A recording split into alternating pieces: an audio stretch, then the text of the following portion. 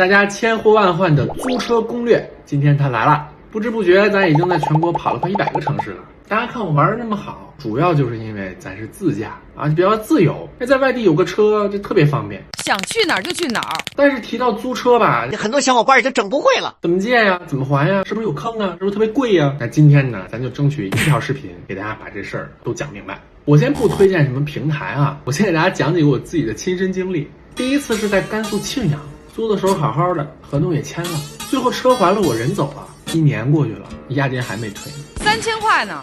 遇到这种情况怎么办？第二件事啊，是有一次我想整花活，我想从湛江机场借车开到茂名湾，再开到云浮湾，最后在广州还车。这多去几个地儿性价比高啊，这事儿换你怎么搞？第三件事是我去湖南岳阳，大家知道夏天的湖南特别热呀，所以我花了大价钱租了个保时捷，想着我开车的时候能舒服点。结果呢，又热又闷，体验感极差。遇到这种情况怎么办？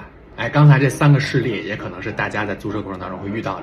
首先啊，押金不退是租车大家最害怕遇到的事，因为租车的押金往往很高，动辄就3、4千、5、6千、7、8千。所以说呀，一定要找正规的平台，比如一某嗨和携某城。我在庆阳的那次啊，就是因为找了当地的租车公司，他耍无赖，我不可能跑回庆阳跟他较这劲气。有一个大平台做保障，真的就很重要。像我刚才提这2个平台呢，它是有24小时客服在的，有什么事能随时找他。另外就是这押金啊，它可以用某宝的那信用分来付，你不用掏真金白银的，这就第一先解决了这个大问题。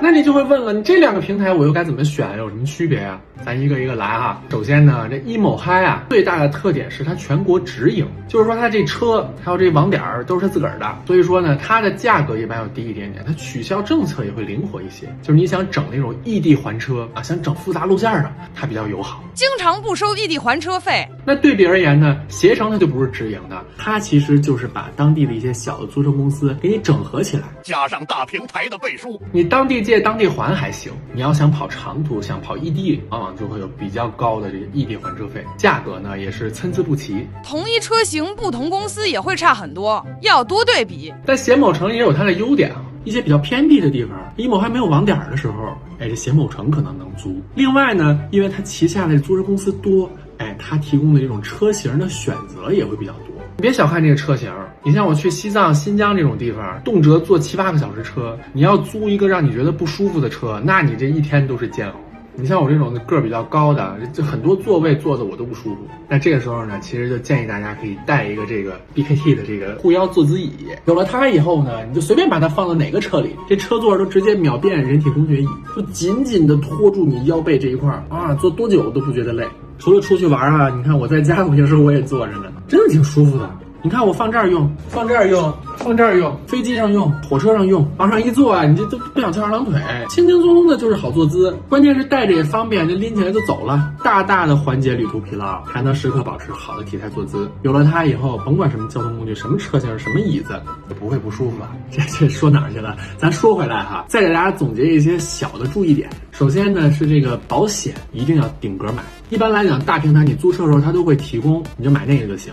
为啥哈？就因为这车不是你的，你即使开的再小心，像我有一次在湖南怀化，我开的好好的，这别人往我身上撞啊，你这种事儿你没辙呀。交警照着双方、平台方都要考虑。这个时候有个保险公司给你做背书，让他直接和那些人去对接去。你该玩你玩你的，也不耽误你的行程，是吧？这保险就很重要。还有就是这个违章啊，真的开车要小心小心再小心。虽然说现在大部分违章都能在网上处理啊，但我去那黑龙江伊春，他必须要在线下处理。